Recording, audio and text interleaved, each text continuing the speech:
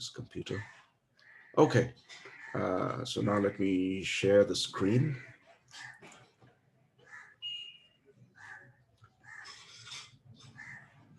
All right. Sir, I have a doubt. Yes, go ahead.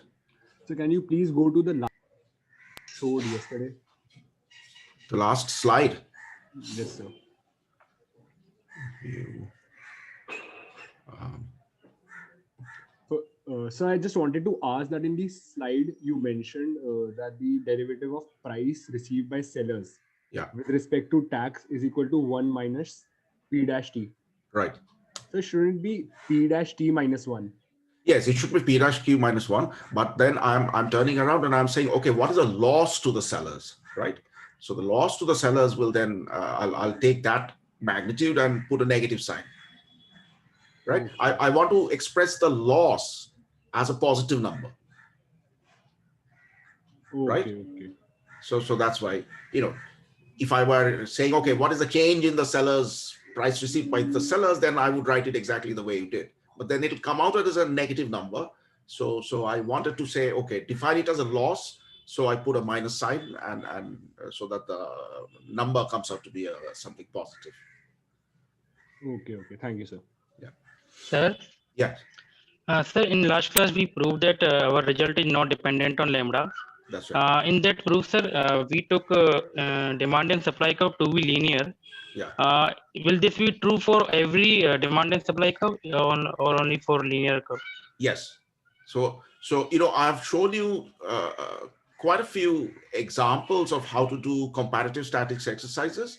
So let me leave that to you as an exercise. So now take a general demand supply function whose functional form is not specified, and try to prove it for the more general case, right? So I'll that'll be an useful exercise for you. All right. Okay, but the result is not dependent on linear demand supply curves. Yes. So I can discuss how to nail the proof later if you want me to, but I don't want to spoon feed everything, right? So I want you to take a shot at some of these extensions, generalizations by yourself. Sir, I had a small question on the previous lecture that you took. Sir, you issued some clarification on the consumer surplus slide. Yeah. A lot of people did not catch it. If you could repeat it once, what's the clarification that on the consumer surplus equation that we derived? Okay, let me go back to that.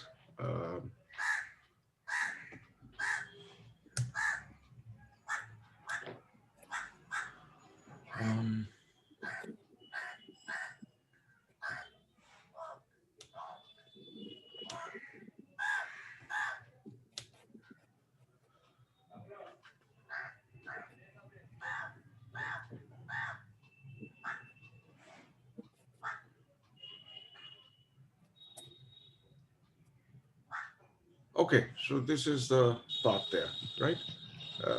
Well, let me go to the picture first. Okay, so this is the demand curve, right? Let's talk about it in two different ways. Well, first, let's think of the demand curve as being the demand curve of an individual consumer, let's say, right? So the demand curve is the same as the marginal utility curve, remember?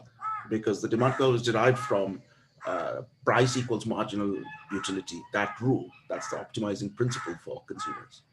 So this curve is that individual consumer's demand curve as well as the marginal utility curve. Now, let's think of what that means, okay? Now, instead of thinking quantity as a continuous variable, for a moment, let me think of quantity as consisting of small discrete units, 1 unit, 2 unit, 3 units, and so on. Yeah. So imagine 1, 2, 3 sort of very closely packed integer numbers, right?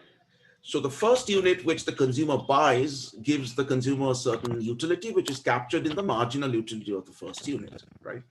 And in the picture, where is that captured? That's captured by the height of the demand curve corresponding to 1 unit. Everybody, please mute yourself if you're not asking a question. Please make sure that your microphone is off. Okay, so corresponding to 1 unit, the height of the demand curve tells us what is the value of that unit in measured in rupees, right? What is the marginal utility of that unit? So, so how much is the consumer gaining from buying the first unit, the very first unit? It's the height of the demand curve minus the price, which is this line, right? So it's this vertical gap between the demand curve and the price line, which gives us the net gain from purchasing the first unit. Now, if you move to the second unit, there'll be a similar distance between, the corresponding height of the demand curve and the price line. That gap is now a little smaller because of diminishing marginal utility. But the vertical gap tells us again, what is the net gain from purchasing the second unit? Okay, so let's proceed this way for every unit all the way up to Q. Q is what the consumer buys. The vertical distance between the demand curve and the price line tells us how much the consumer gained by buying that particular unit. So now we are asking the question that what is the overall net gain of the consumer from participating in this market and this transaction? Well, it's the sum of all these vertical distances, right? Starting from the very first unit, going all the way up to Q, isn't it? So now, if we just, so we are adding up a lot of these vertical gaps, right? So now if we switch back to the interpretation that these are not discrete units, but this is a continuous variable, the sum of these vertical gaps essentially becomes the area of this triangle, right?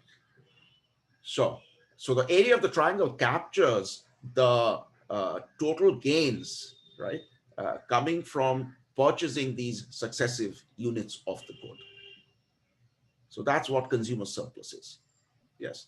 So I got the concept. I was referring to the equation that you have written for calculating the consumer surplus. So would it be right to so you issued some clarification on the second bit with respect to the limits of the integral. Right. So simply putting it, essentially we have to integrate the area between the inverse, whatever the price we get at that particular DQ quantity, and P star, which is the price that is determined by the market equilibrium. So Right. essentially it would be the inverse demand function minus the equilibrium price at every single point integrated from 0 to Q star. Right. Q star is the equilibrium quantity at that price. So over here you have written it to be in terms of you have taken P as, I think, a constant. Shouldn't it be P star per se, and the integral limit be Q star rather than it to be a function of P? I have written this expression. I mean, after you guys pointed it out, I think I should revise how I'm writing this equation. So how to put it? Okay. Uh,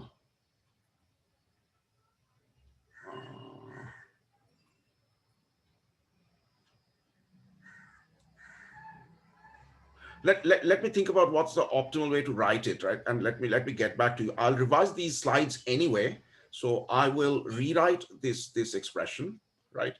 And I will get back to you. And at that point, if you have lingering doubts, I will take it up again in a future lecture. Yeah. Sorry?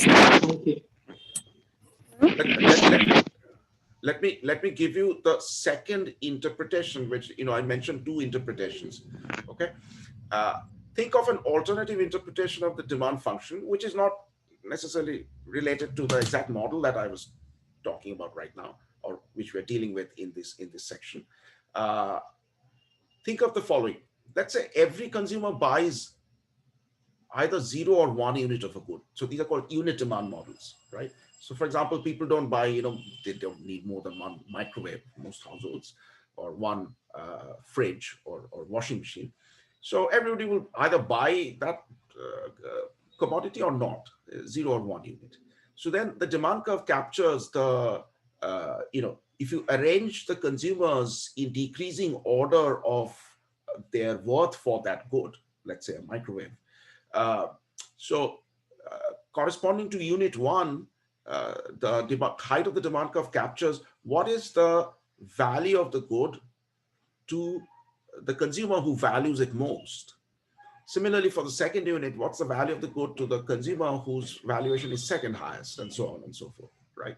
So under that interpretation, the triangle captures the sum of the gains of everybody who purchases the good at price P. Yeah. So these are the sort of two slightly different interpretations that you can give of the concept of consumer surplus. I will, instead of, I may kind of, let me clean up that equation which I had written and get back to you. Another thing which I remember that a couple of you have written to me asking for references, which chapter of the book does this segment relate to? Well, the answer is there isn't a chapter in the book, right? So this part I have put together. It doesn't have a correspondence with any chapter in the book. So you'll have to go by the lecture slides and the discussion and any notes that you take, right? If you look at the syllabus for all the other topics, or most of the other topics, I have listed which chapter of the book relates to that topic. Yeah, so you'll find that in the syllabus in general. But for this topic, you have to bear with me. At the master's level, we don't always follow a textbook to the T, right? There are segments and pieces where there's more improvisation. So you'll get used to that. Yeah. Sir? Yeah. So one thing I need to mention at this point. Yeah. So I think the interpretation that you told and the integration, they are both matching. I don't think there's anything wrong in this, because U dash QI is the price that you are willing to pay. P is the price of the ad code. Yeah. So at every DQ star, what we are taking is, we are taking the difference between the price that you are willing to pay and the price that you are paying. So that is your profit at every DQ. And we are just integrating it from zero to the quantity you are purchasing at that particular P. I mean, mathematically, this is valid, right? But the problem is that we draw the picture. Sir, Yeah. so just to add regarding this only, so I think it would be really clear if you can just give us examples, maybe in our next class, using a simple Cobb-Douglas or a normal utility function, rectangular hyperbola, maybe xy, u is equals to xy, so that we can actually know, sir, that which variables are we integrating, and we can get an intuitive sense that what are we doing actually. Because sir, in this mathematical equation, I asked this question, I remember, that I was not really clear with this dqi despite the variable being p. I remember this question exactly, what did I that. So I just want to know that if you could just give an example using a normal utility function so that we can be clear. Okay, so let me.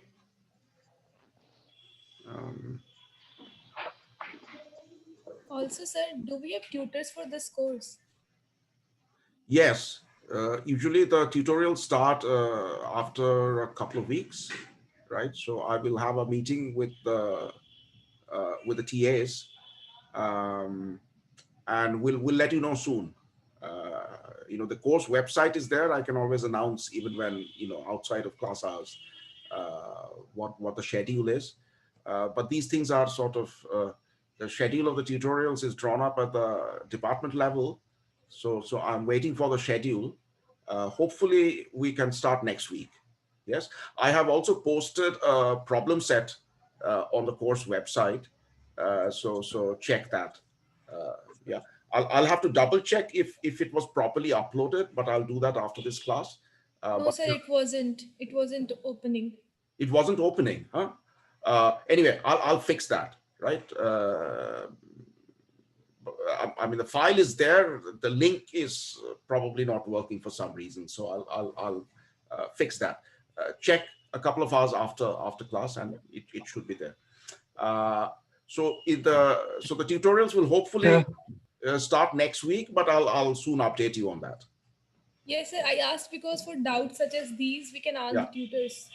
Right. So let me clarify it without delaying this further.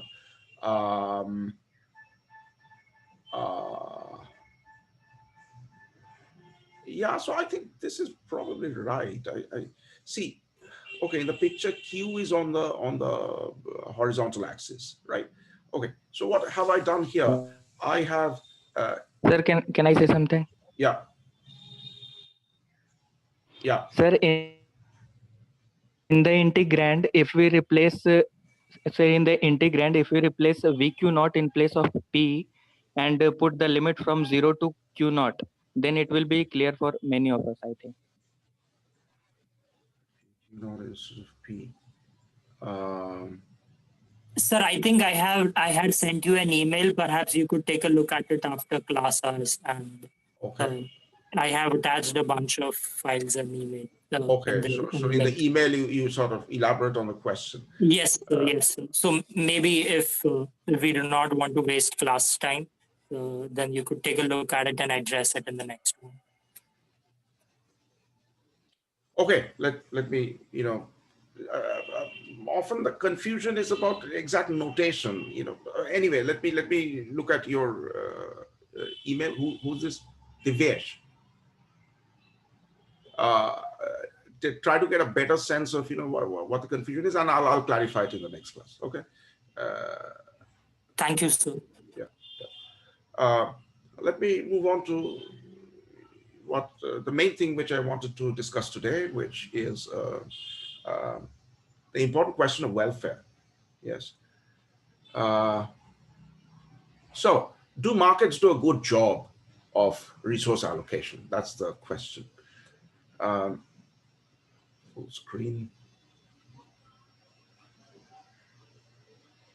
And Adam Smith, more than 2 centuries ago, wrote some things in English, in words, to that effect.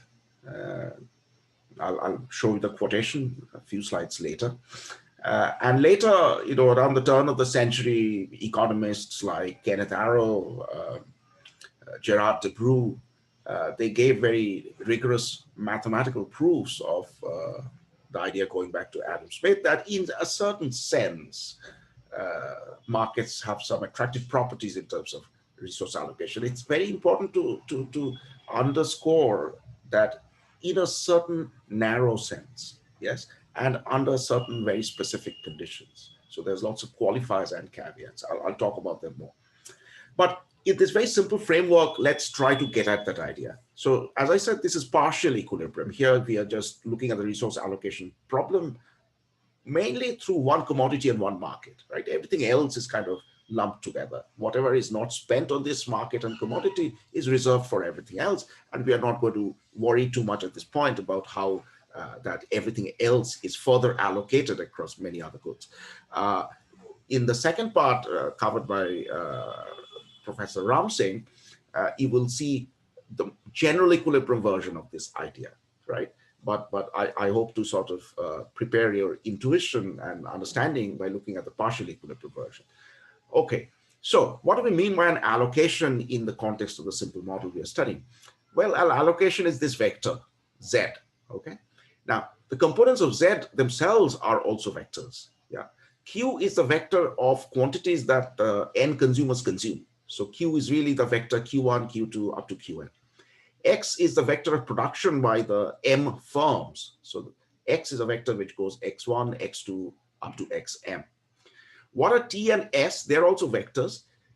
Ti is to be interpreted as money which is received, which is paid out by consumer I, and Sj is to be interpreted as the money received by firm J. Okay, so the two things are, the two quantities involved are money and the good in question, right? So these are vectors of money and goods for the two sides of the market, consumers and firms. All right. Can you repeat once again? So Q is the vector of, so let's say we are focusing on the market for wheat. Yes. Q is the vector of wheat consumption by the various consumers. X is the vector of wheat production by the various firms that produce wheat. T is the money paid out by the various consumers. And S is a vector of money received by the various firms, right? So T and S are the vectors of money changing hands, and Q and X are the vector of physical quantities of wheat that gets produced and consumed.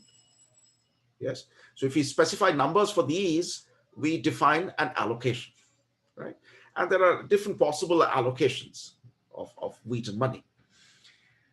Now, an allocation has to be feasible, right? We cannot be in fantasy land. So the total consumption of wheat should match the total production of wheat in this little market or economy. Yeah. So that's the first equation. And also the money changing hands should add up to zero. So the total amount paid out by consumers should equal the total amount of money received by firms. Okay. So these are the two budget constraints, if you will, or aggregate resource constraints. And any such vector which satisfies these resource constraints is a feasible allocation. It's something that society or this group of people can bring about. Yes. Now, okay. So now let's bring in the concept of a social planner. So we are asking the question, how good or how bad a job does the market do, right? So the question is relative to what? Okay. So we have to set a benchmark. And that's where we are bringing in the concept of a social planner. So suppose there was some very powerful entity, benevolent dictator, who have you, right? Who, in an alternative universe, just from the top, decided on the vector Z, right? Decided on every detail of production and consumption and payments, right? So this is an all-powerful entity who can just dictate to the various participants what Q, X, T, and S ought to be. Now, the social planner will have some objective, of course, right? So the social, what is the objective? Well, that is captured in a general social welfare function. So this is one form in which we can write it down. So the social planner, let's say, cares about everyone in a positive manner. Yes. So the social planner would be happier if one of the consumers gets happier or one of the firms makes more profits, right? So the social planner cares about the vector of utilities, right? Net utilities, right? Utility from consumption of both things, right? Money and wheat.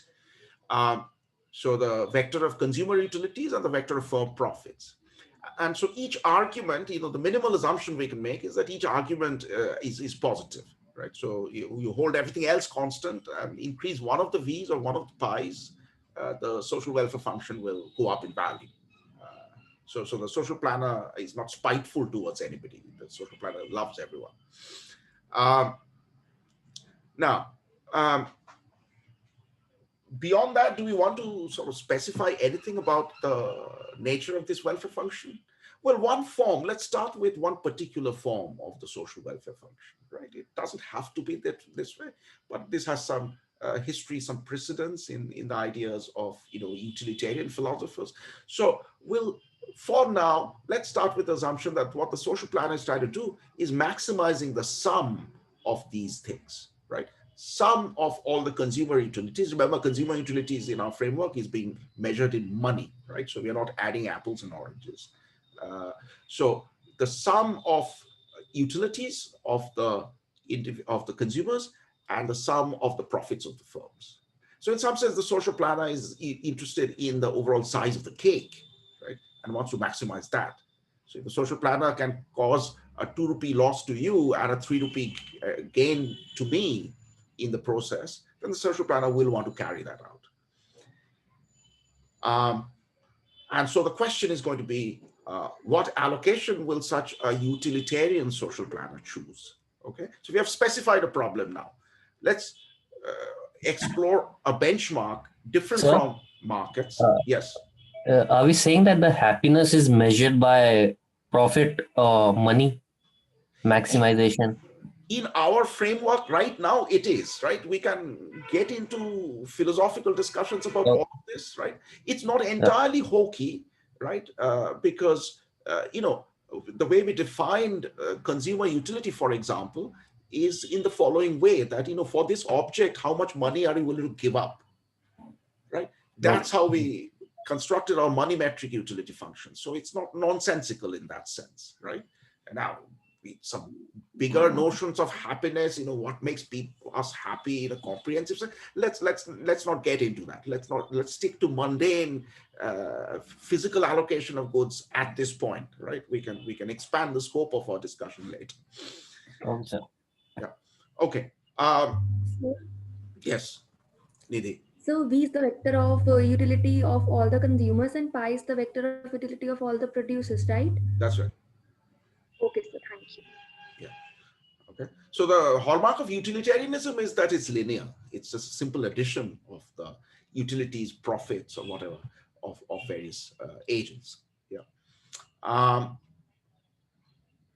I'll say more about the nature of the welfare function and whether it's limited or not. So here are the main questions in setting up things this way. First is we want to understand this utilitarian social planner whom we have postulated.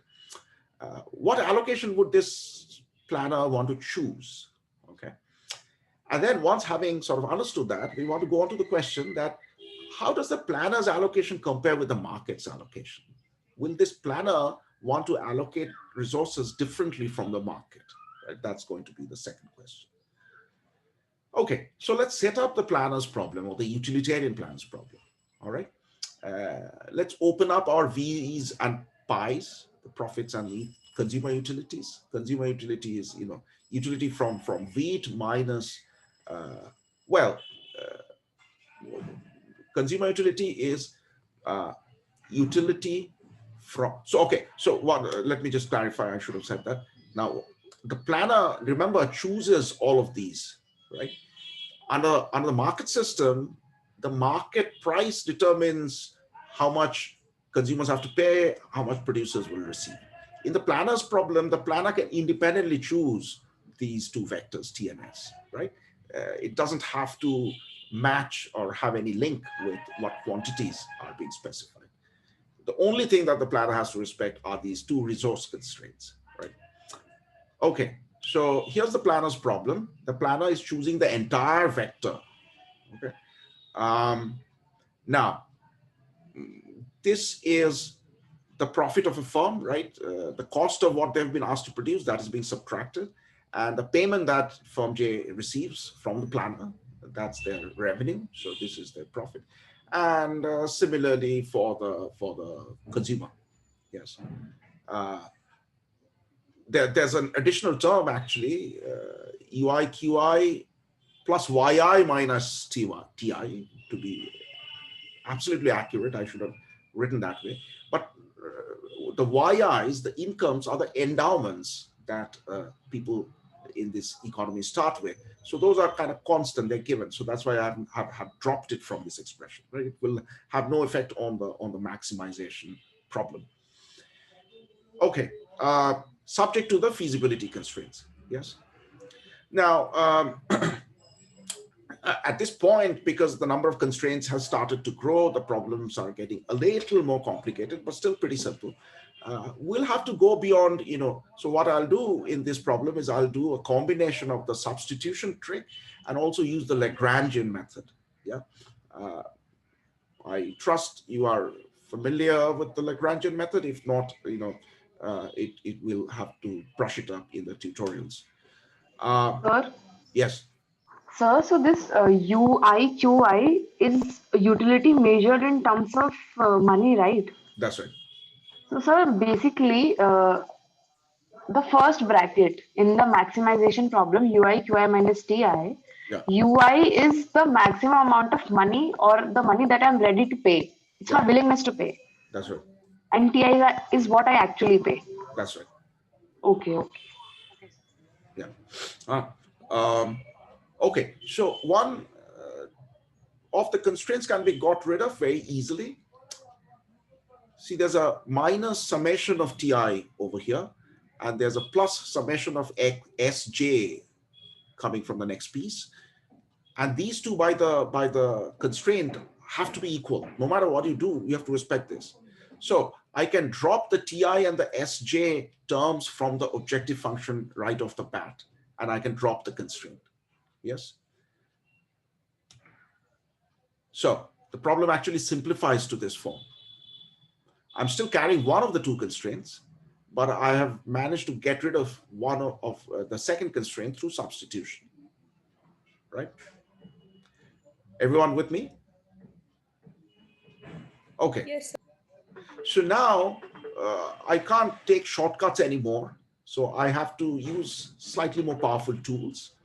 And the more powerful tool is going to be the Lagrangian method, which I suspect almost all of you are familiar with. But basically, very quickly, this is a mathematical technique which says that, okay, if you take a constrained optimization problem like this, right, it has two pieces. It has an objective function, the function we are trying to maximize, and it has one or more constraints which have to be satisfied. These are equality constraints, right? Now, if I write the constraint slightly differently, if I write the constraint as, summation of Qi minus, or let me write it this way, summation of Xj minus summation of Qi equal to 0. So 0 will be on one side, everything else will be on the other side. Then whatever we have on the other side is the constraint function, right? Something equal to 0, that something is the constraint function. So the Lagrangian method basically says that essentially we can find the solution to a constrained maximization problem like this by acting as if we are solving an unconstrained problem and looking at its first order conditions. Yes. So what is that corresponding unconstrained problem? Well, it's the problem of maximizing something called a Lagrangian function. What is a Lagrangian function?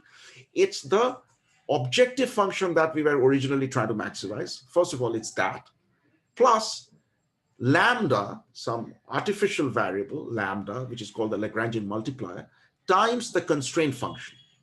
So if I set the first derivatives of this Lagrangian function equal to 0 and solve for it, that solution will typically give me the solution to my original problem.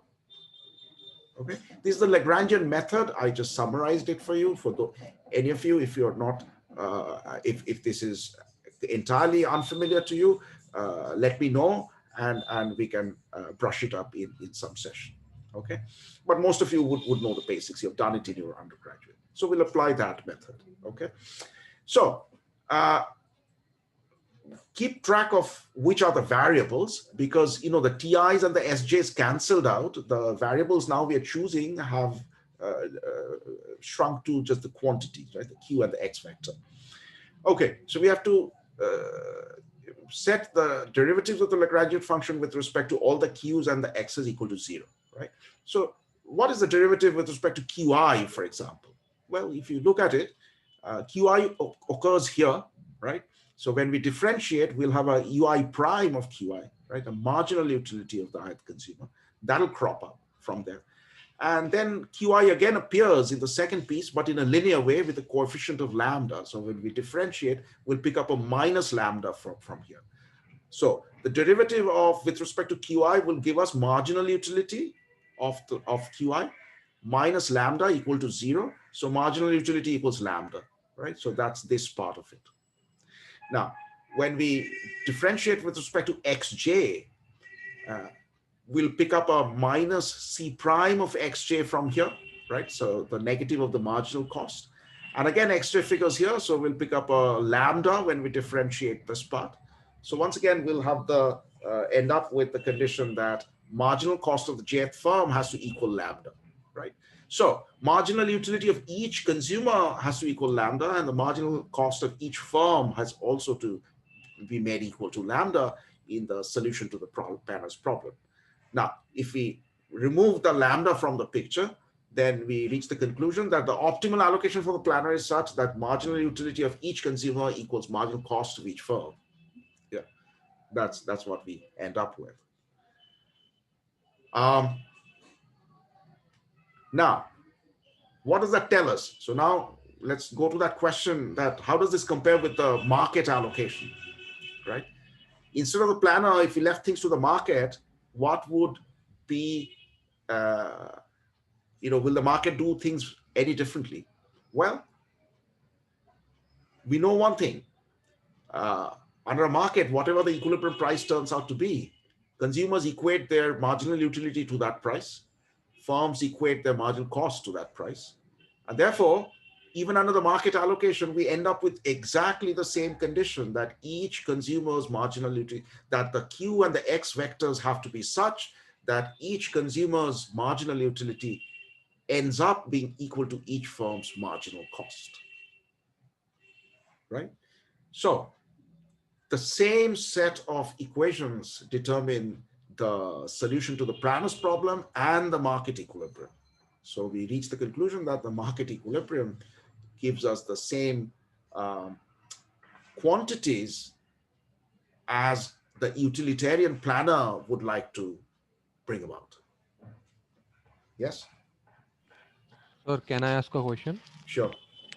Sir, if we are derivating the Lagrange multiplier with respect to Qi, the second part shouldn't be minus n lambda, because the summation of Qi till n, it means that Q1 plus Q2 till No, Qi. no. Because there are n independent quantities. Each of them is a choice variable for the planner, right? So Qi is not the same as Qk, and Q1, Q2, Q3, these are all different variables. So when I'm differentiating with respect to Q1, the others are not affected. There's no restriction for the planner which says that the same quantity has to be given to each consumer. He can give different quantities to different consumers. And so therefore, when he's optimizing, he chooses each of these quantities separately. And so therefore, he equates the derivative with respect to each of the quantities equal to whatever it needs to be. Okay, sir. Thank you. Yeah. Sir? Okay. Yes. Sir, in this case, we have taken this utilitarian social welfare function. So will there be anything different if we take Rawlsian or another type of function? Yeah, so that's I'm getting to that right now. Okay. Okay. So now, of course, but the logic is clear to everyone, right? So I Yes. have a question. So Right. do we need to check SOC also, second order condition, to check whether we are maximizing it or like? Absolutely. So let's yes, we do need to. But Let me it not. will be complicated, I guess. Kafi. Let me skip that right now. If you have concave utility functions, all the UIs are concave and all the CJs are strictly convex, then you can show that the relevant second order condition will be satisfied, right? I'll talk much more about the second order conditions in these multivariate problems when we are looking at consumer behavior and choice theory. At this point, let me skip over that, but it's an absolutely valid question. And the answer to the question is yes, under our assumptions. SOCs are satisfied. Okay, sir. Yeah. All right. Before I move on to the more general question, which Palak or somebody asked right now, let's pause for a moment and talk about one or two things. Have I completely identified the planner's optimum, right, in this last slide? Or is there something missing?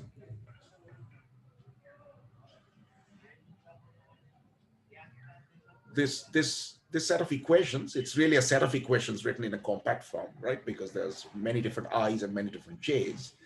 Now, if you solve for that set of equations, you will end up getting the optimum values of the q vector and the x vector, the quantity vectors, right? What about the monetary vectors, t and s? What are the optimal values of those as far as this planner is concerned? So we can get it from the initial utility function. We can use that function to get t's and Okay. So I guess we don't need to look at those two variables that you are saying, because we have substituted the values of t and s in the function, so that automatically takes into consideration while we are maximizing. So Yeah. So take a look at this. See, due to the substitution, the TIs and the SJs disappeared from the problem. Okay. Take any vector of T's and S's which satisfy the resource constraint, right? If they satisfy the resource constraint, they'll naturally cancel out in the objective function, which means that they'll leave the value of the objective function unchanged. You can change around these monetary vectors. It will have no effect on the planner's objective function, the utilitarian planner's objective function. The only thing which affects the utilitarian planner's objective function are the vector of quantities. And the planner will be very, very careful in choosing those and make sure that the marginal utility equal to marginal cost condition is satisfied, right? So in other words, when you look at the simplification of the problem, right, the simplified version of the problem, this magnitude, think of that as the size of the pie or the size of the cake for society as a whole, as far as this commodity, this market is concerned. Sum of utilities minus sum of costs, this difference can be thought of as the social surplus or the size of the pie or the size of the cake for this market, for this good. And the utilitarian planner, by the nature of utilitarianism, utilitarianism basically is insensitive to distributive questions. Utilitarianism wants to create as big a cake for all of us as possible.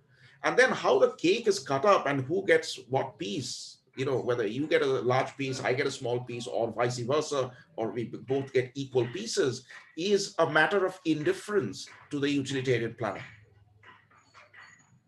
Yes, but anytime the cake is smaller than what it could be, the utilitarian planner will throw a tantrum, will say things are not right. I want to change them. Okay, so now here's why I started with this quasi-linear utility function, and you guys being alert and smart. Some of you were grumbling. There was a tone of unhappiness which I detected, I think. The reason for that, and as a starting point, we assume that, is that in quasi-linear utility functions, we can create this very nice, sharp dichotomy between efficiency and equity, between maximizing the size of the cake and deciding how it should be divided. Those two problems become completely separable problems, right? So any planner will choose the quantities to make the cake as big as possible, and then will choose the transfers to decide how this cake is divided among the various agents. The utilitarian planner happens to be indifferent to how it's divided. Another planner with a somewhat different social welfare function, which is not the straightforward sum of utilities, may care also about how the cake is divided. But then even that planner will still choose the quantities like the utilitarian planner and like the market, and will just make better use or more careful use of the monetary transfers and payments. So let me establish this last point which I said, and then we'll come back to discussion and I'll take questions from you if you have any. Let's move to the question of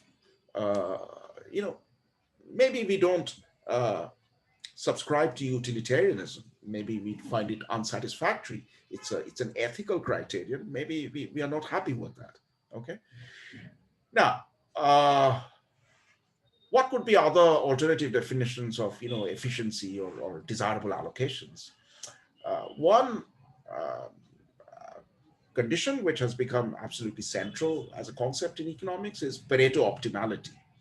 Okay, so what is the definition of Pareto optimality? Let's concretely in terms of this market and this problem. Well, here are the various agents, the consumers and the firms, and here are their respective utilities or profits.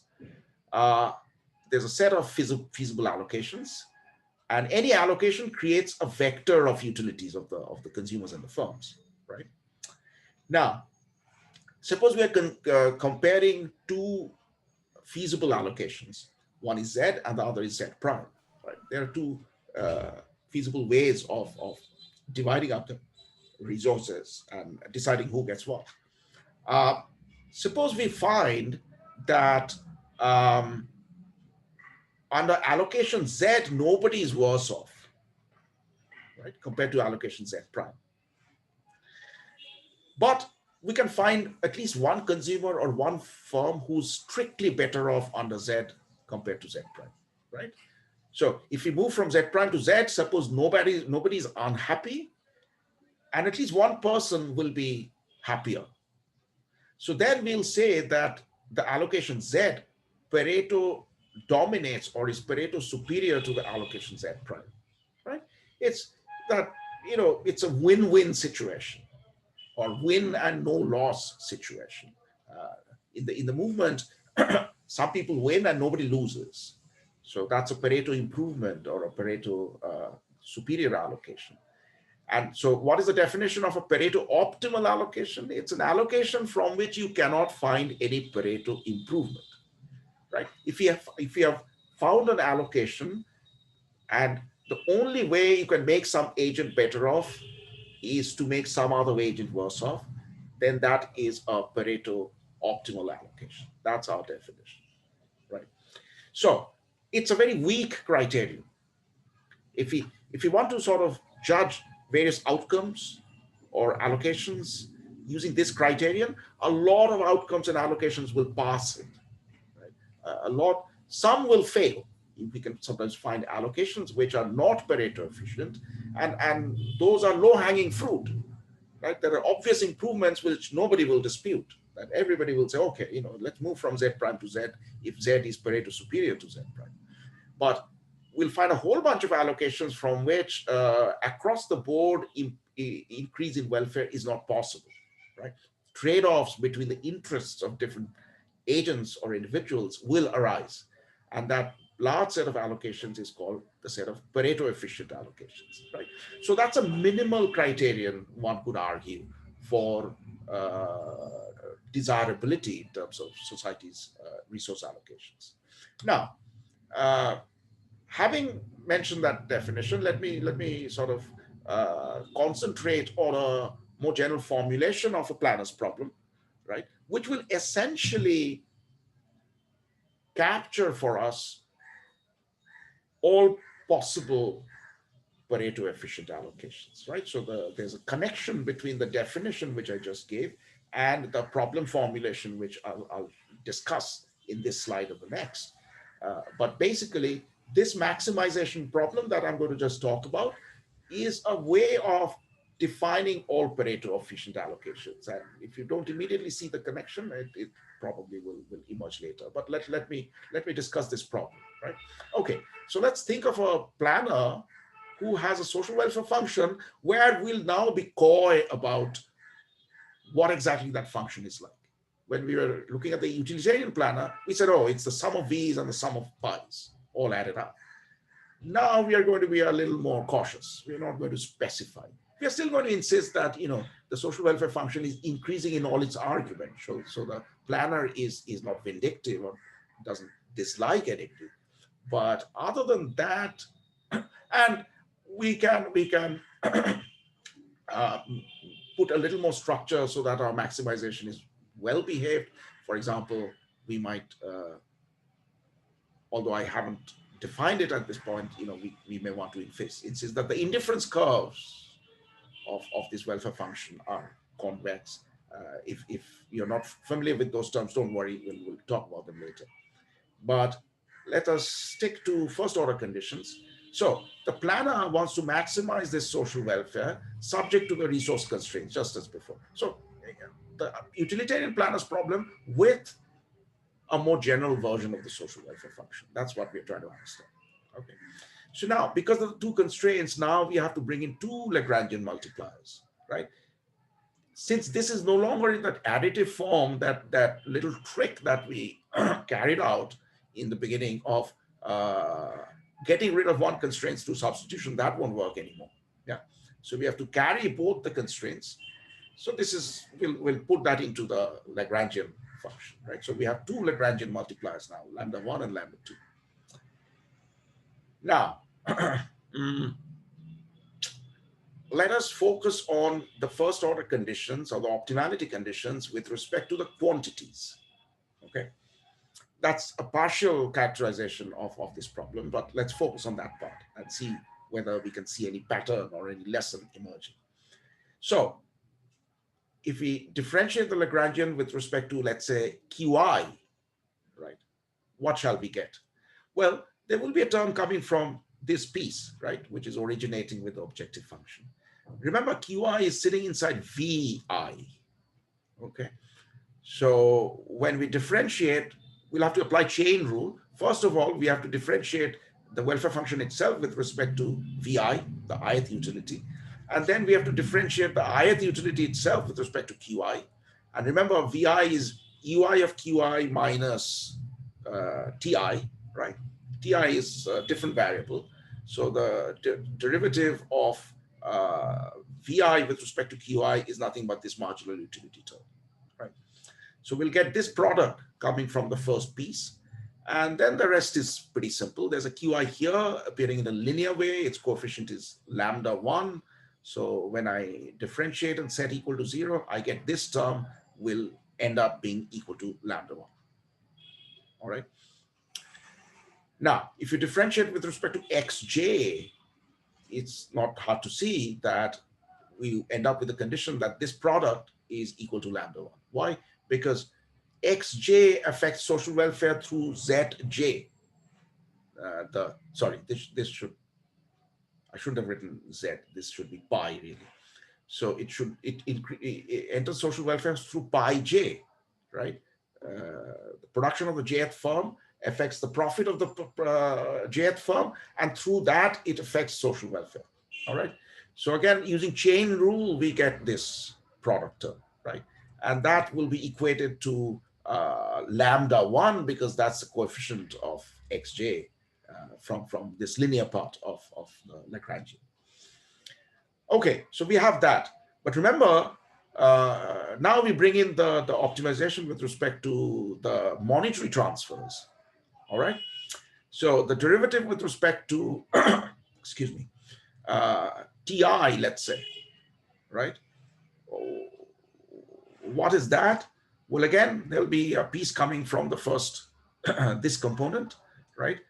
TI enters VI. And what is the derivative of VI with respect to TI? Remember, VI is utility of QI, UI QI minus TI, right? So TI enters in a linear way into VI. So when I take the derivative using chain rule, I'll have to first differentiate W with respect to VI. And then the derivative of VI itself with respect to TI is just minus 1, okay? So we have minus of this equals lambda 2, right? That's the coefficient of TI. And that gives us this thing is equal to lambda 2. And then when we differentiate with respect to Sj, we end up with this corresponding part, okay? So we have these two equations. I'm just plotting through the algebra. It's not too hard. We'll talk about the intuition in a moment.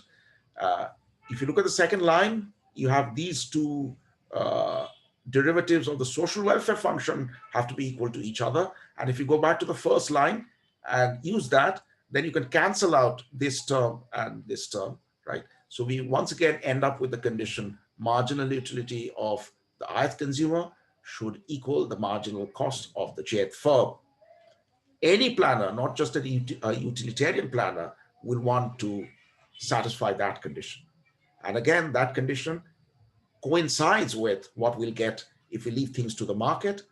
And so the market allocation, at least in terms of quantities, the physical quantities of the good in question, will be exactly the quantities that such a planner will want to bring about. Yeah. So it's in that sense that the market outcome is Pareto efficient.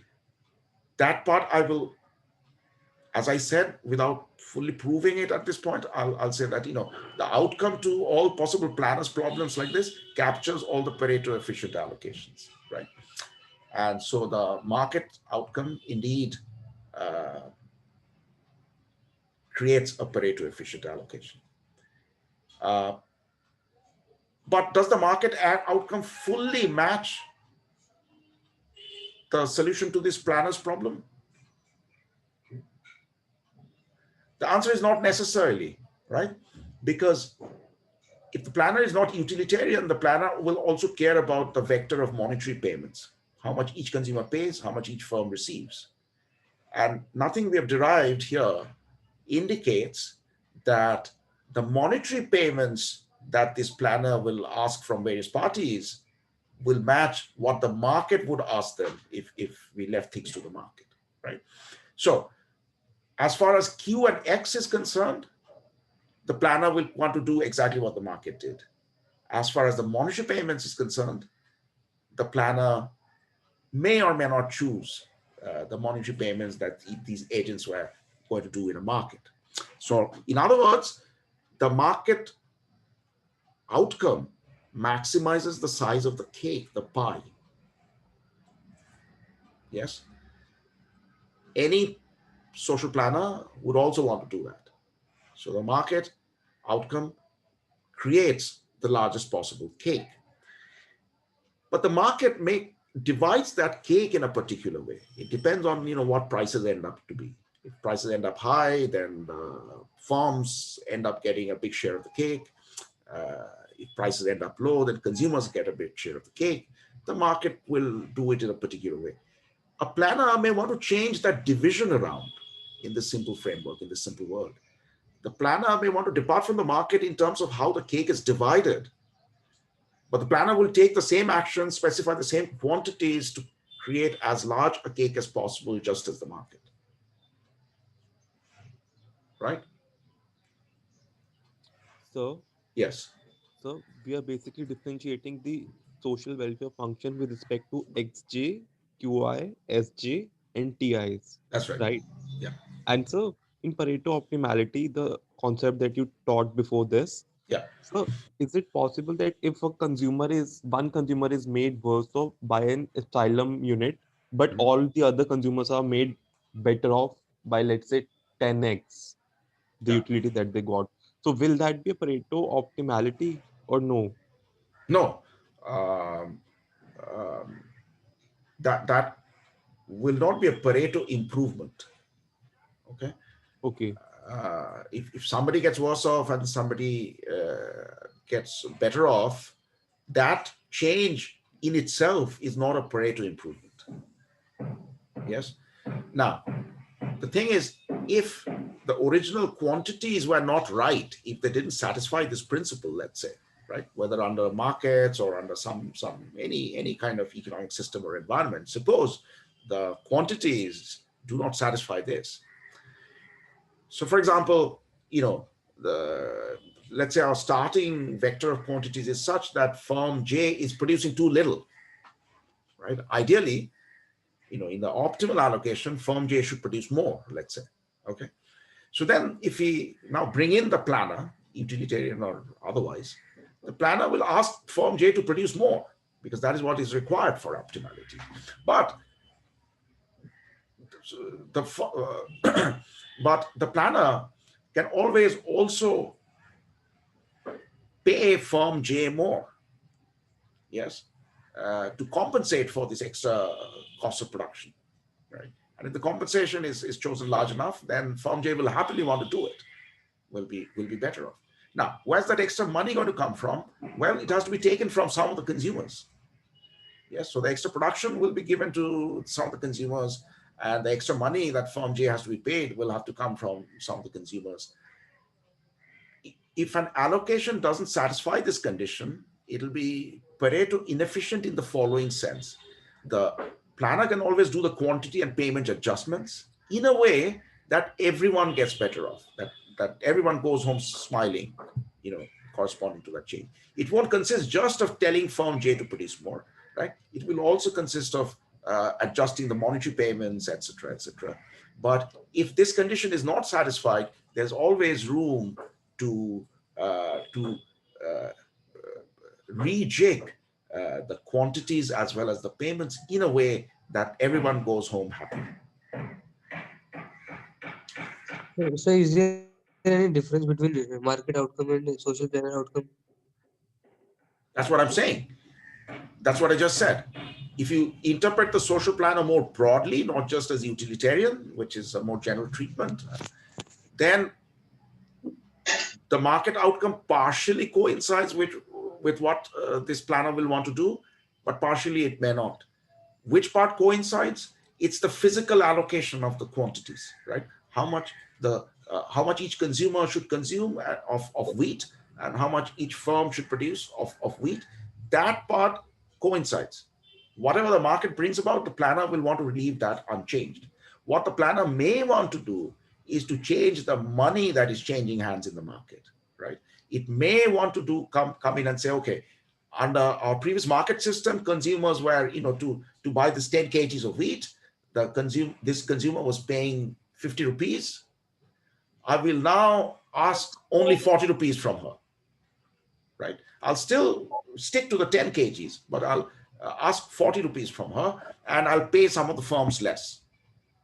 So that sort of adjustment the planner may want to do. But in terms of physical quantities of the good in question, the planner wants to leave it untouched. A better way of saying that is to say that, well, the market already maximizes the size of the cake, and the planner doesn't want to change that around. But the market makes sure that the cake is divided in a particular way. There's a certain distribution of the cake, and that's where the planner may want to intervene and change things. So the reason for intervention in this simple framework, if a planner wants to intervene in the market outcome, the reason for intervention would be income distribution, not efficiency. Efficiency refers to the size of the cake here. So can you explain why we cannot take the second constraint out? Because the way we could take the second constraint out, which made life simpler, is because TI and SI was entering the welfare function for a utilitarian in a linear way. So it was linear in the constraints and linear in the objective function, and that's why, and in an identical way, and that's why it was canceling out.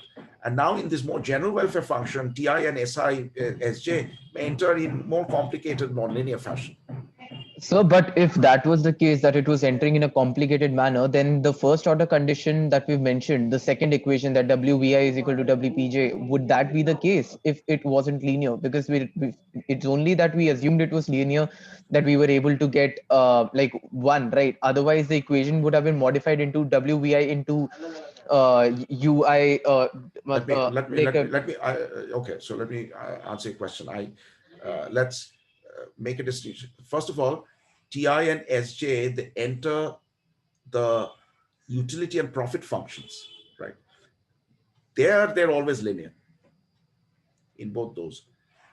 Now, the social welfare function in turn is a function of utility and profits. For the utilitarian, it was a function in a linear way. So there are functions within functions here, right? So yes, V and pi, this should have been pi. The V's and the pi's are always linear in T and S. For the utilitarian planner, the social welfare function is also linear in V and pi, and therefore overall the social welfare function turned out to be linear in T and S, right? But for this general planner, although V and pi themselves are linear in T and S, the social welfare function itself is not linear in the utilities and the profits. So overall, the social welfare function, after you compound these two functions, overall, in this more general case, the social welfare function is not linear in T and S. It's linear inside the first set of functions, but not at the end of the day. The social welfare is not linear in T and S here. Right? It's always linear. It's always linear in the constraint. It's always linear inside these individual functions. But overall, for the social welfare function, it's linear only for a utilitarian. Right? Okay, sir. So, yes. Sir, in the second equation, in the first order conditions, shouldn't it be like WVI should be equal to minus lambda 2? and that should be equal to W pi j. No, if you notice, it's basically, it will be minus WVI plus lambda 2, I think. It should be minus lambda 2. WVI is equal to minus, so WVI minus lambda 2 equal to 0. So then you take the lambda to the other side, right? Okay. Yeah. Okay. Another question, I think. I had a doubt. In the utilitarian allocation, you said that the summation of Pi is equal to summation of Si, and that somehow cancels out. Right. And over here, we are actually using that to get the second equation of the first order condition, right? Right. So what exactly is the difference? Like over there, it cancelled out, and over here, we're actually using that to get the equation. How did that exactly work? Well, I mean, the general point is that what's the difference between a utilitarian social planner and this social planner, more general social planner? In the utilitarian case, mathematically, we saw that it cancels out. What does it mean? It really means that the utilitarian planner only cares about how big the total cake is. It has absolutely no concern about how it's divided. Somebody may get a huge share, other people may get very small slices. The nature of the utilitarian objective function is such that there is no built-in concern for distribution. The mathematical equivalent of that idea is this business of T's and S's canceling out, right? So that's the connection between the math and the utility and the concept. Okay, let me sort of, having seen some of the math, let's play around a little with some ideas, some quizzes, some puzzles. Okay, let's say some policy is proposed which will make all of us, every Indian citizen, lose 1 rupee, or let's say 10 rupees. Yeah. So overall social loss is 13.4 billion rupees, right? But suppose the richest Indian, Mr. Ambani, gains, no prejudice against Mr. Ambani, just for the sake of a hypothetical. So the richest person gains 14 billion rupees. All of us lose 10 rupees. So the total loss is, if I'm doing it right, is 13.4 billion. But the richest person correspondingly gains 14 billion, right? Now, the utilitarian planner will say, oh, this is good, let's bring it about. What's the harm, right? But people who are not utilitarian might say that, well, it matters how, it's not enough to say that, well, the sum of our gains and losses is positive and therefore we should do this policy. That's not enough, right? I do care about how the gains and losses are distributed. If a lot of poor struggling people lose out and some people who are already rich get richer, maybe I don't like that. Yeah. So so mathematically, that's what it means, when a utilitarian planner is indifferent to the distributive question here. And mathematically, that's captured in the fact that the sum of T's and the sum of Sj's canceled out in the objective function. That's why it happened. Yes. Now, let's ask the question, do we always necessarily want to go by this, maximize the size of the pie? Let me give you one example. Let me pose the following question. Is there anything wrong with theft? You're at work, somebody breaks into your house and steals your TV. All right.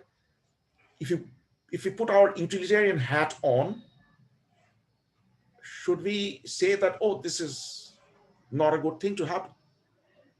This kind of thing should be stopped. Sir, a utilitarian person, a planner, would not have any qualms with that. Given the idea that you just proposed, because the pie remains the same. Right.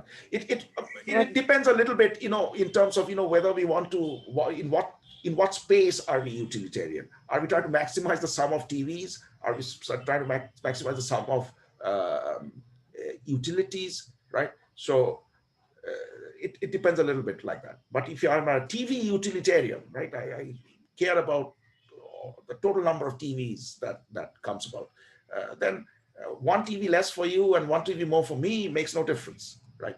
But obviously, intuitively, we do care about such things. We don't want such theft. Somebody got a TV through hard work and the income earned through hard work, and somebody just took it.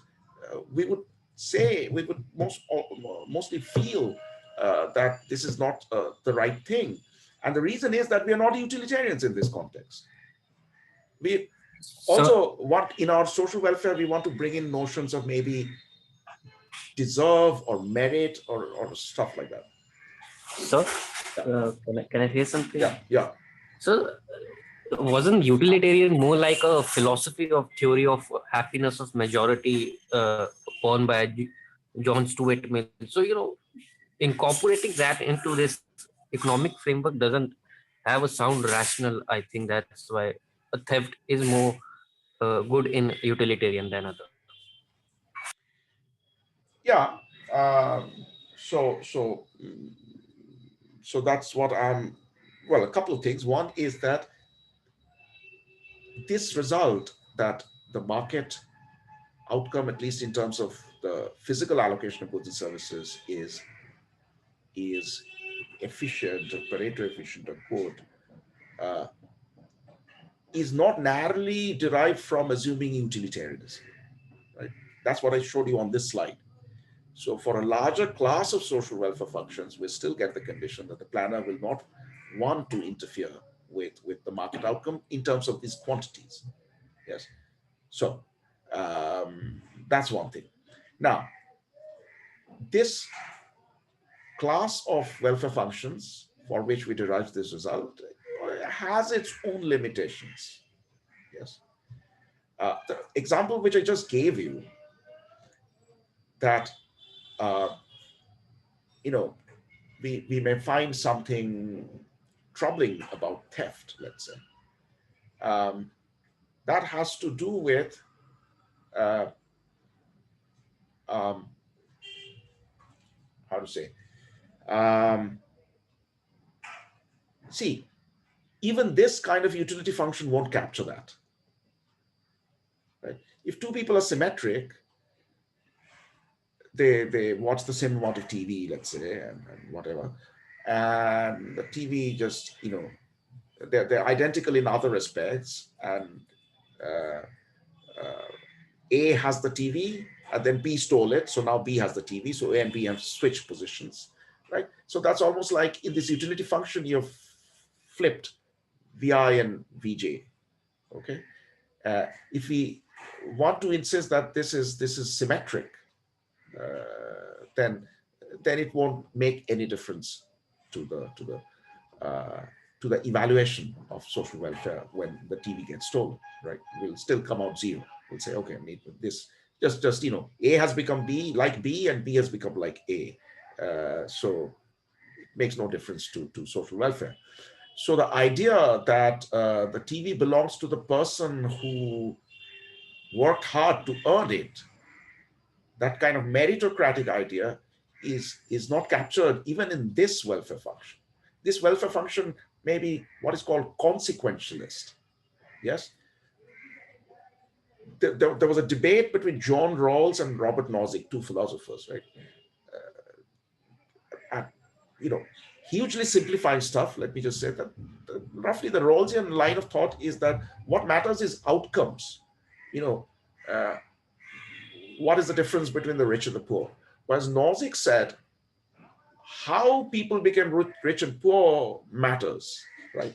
If you just tell me what is the gap between the rich and poor, I won't be able to tell you whether I think that's good or bad, because I want to know the history, how people became rich or poor, right? If the rich became rich through oppression, through violence, through theft, then I'll have one view of it. And if they became rich through hard work and contribution to society, then I'll think of it differently. Yes, so that's the Nazikian view. So one is focused on equal outcomes, equality of outcomes. The other puts more emphasis on equality of opportunity. So over here, this sort of thing is not very good at capturing, this sort of welfare function is not very good at capturing the Nazikian kind of view of social welfare, right? But it does capture the more sort of outcome-oriented ways of evaluating social welfare, and it's not narrowly utilitarian. And under that class of social welfare, this conclusion that market outcomes are efficient is a valid one. So can we say that GDP is utilitarian in nature, the way we calculate it?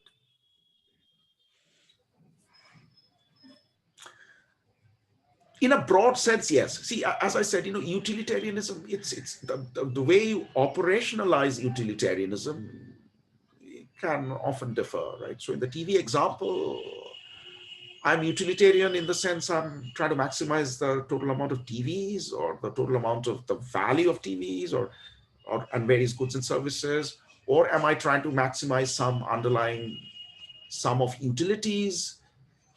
How I formulate utilitarianism can make a difference to how I look at one particular allocation, right? Now, yes, in a sense, without being precise, in a sense that if you take an approach where you say, okay, all I'm interested in is maximizing GDP and GDP growth, right? That's going to be the sole criterion of my policy approach. Then yes, in a sense, you're being utilitarian. You're saying that, well, the income distribution and the Gini coefficient is not something I want to bother with. I just want to maximize GDP. Yeah, it captures the spirit of utilitarianism there. I have sort of an empirical question. Like you said, what utilitarian planner does is increase the size of the pie and then focuses on how it's redistributed and all of that. Right. So a lot of economists have said about how making the rich richer does not actually improve the life of the poor and all of that. But then when you see how making the rich richer would obviously increase labor demand and increase the revenue to the government. So what do you think? I mean, does focusing on increasing the national income of sorts does help or not?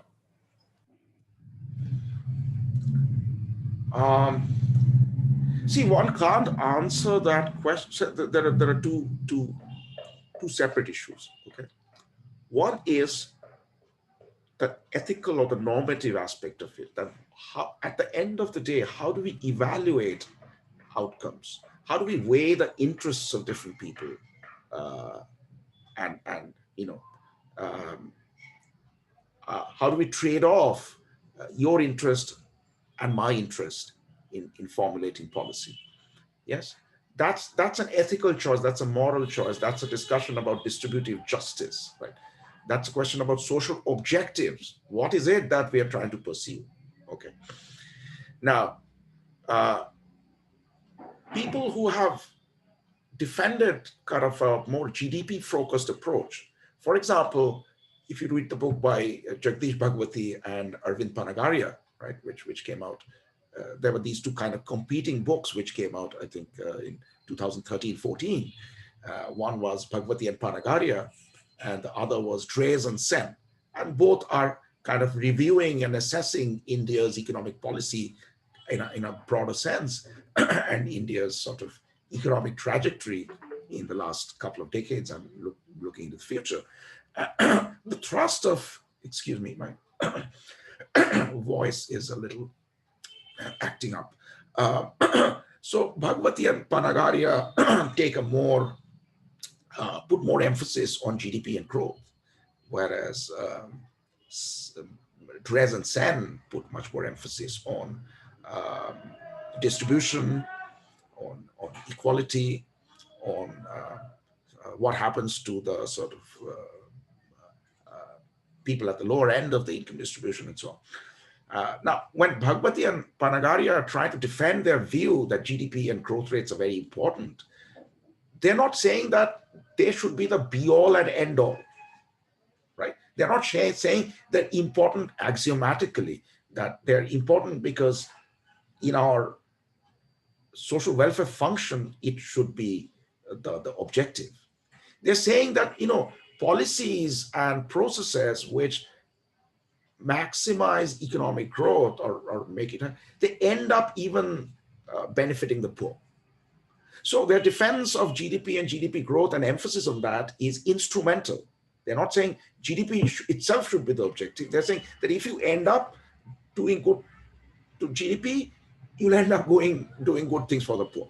Now, you can agree with that, you can disagree with that. What I'm pointing out is that their emphasis on GDP and growth is instrumental in nature, not as an ethical, moral choice of a social welfare function, but as an instrumental choice. All right. Whereas Dreesen disagree. They said that, look, processes and policies which end up maximizing growth may often end up impoverishing large sections of the people. Okay. So the debate is there more about that part of the debate is more empirical, but then, whereas there are people who would say that, who will adopt GDP as more from a utilitarian perspective, as something which is important for its own sake, right? But not all GDP cheerleaders are making that argument, or coming from that angle. Some of them are coming from a more instrumental angle, as Bhagwati and Panagari have done. So most countries do focus on GDP, and then eventually, like, policies are more focused then on redistribution, right? Well, okay, let's look at India, right? You think all our policies are have this mad obsession with GDP? Do you think so? Primarily, probably. I think that would be an unfair indictment of Indian economic policy. There may be a lot to criticize, and you can say that we have to become more inclusive and more egalitarian. But if you look at the public distributive, the PDS, right, the food subsidy program. Now that is, at the time when it was revamped in 2013, the expenditure was a little more than 1% of GDP. Okay, and it has, I think, come down a little bit, but 1% of GDP. Now that's a purely redistributive spending. Yes. Okay.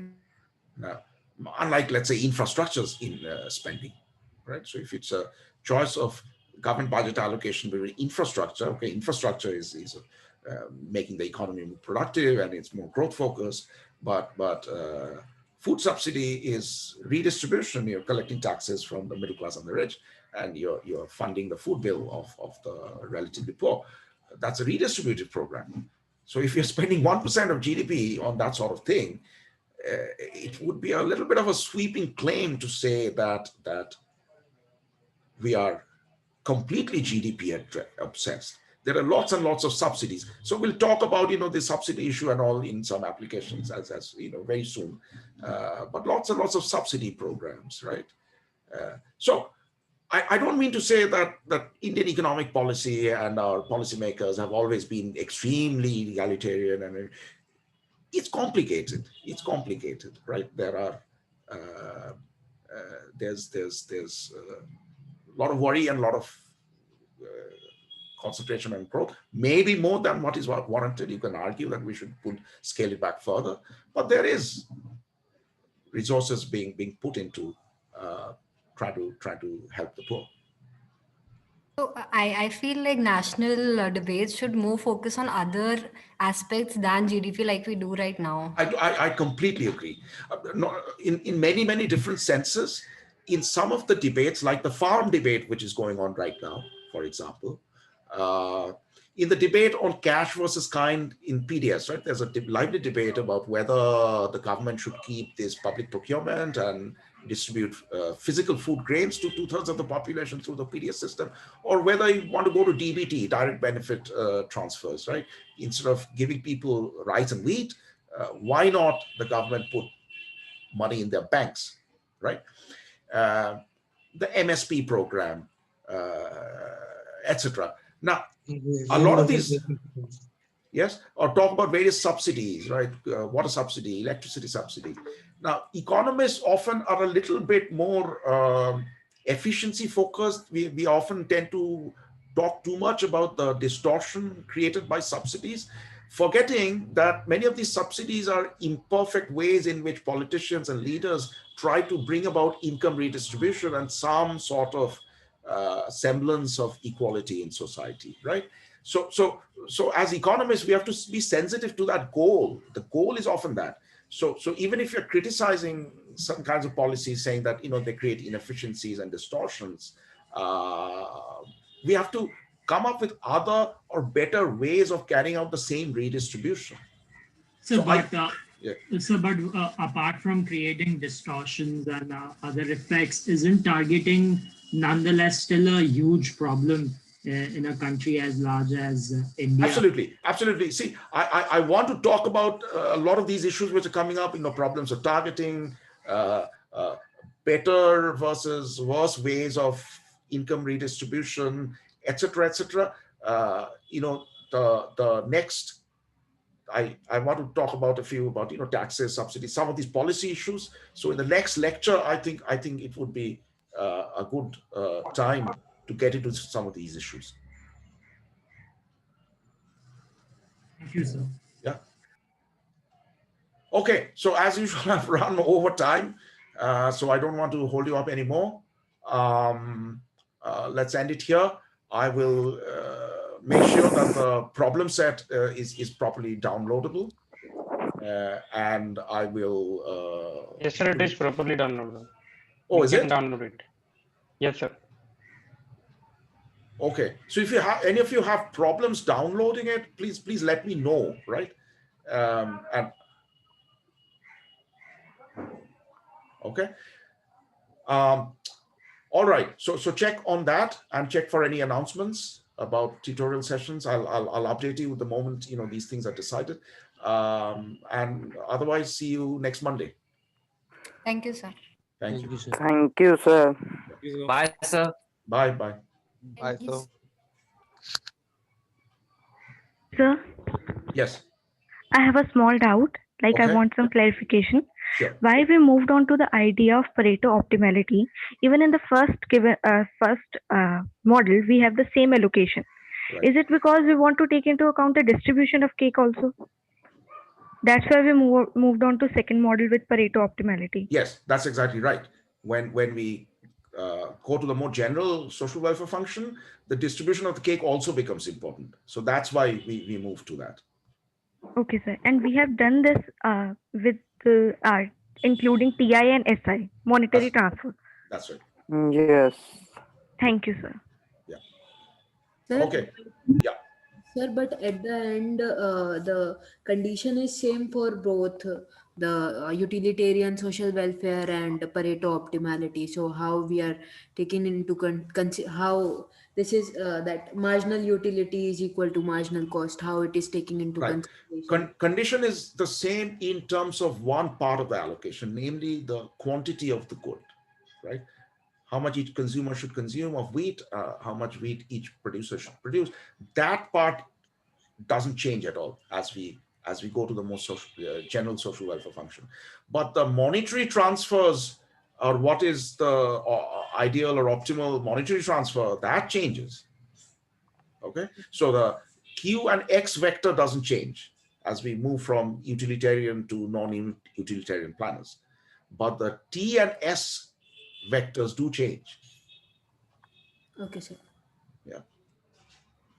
Okay, bye guys.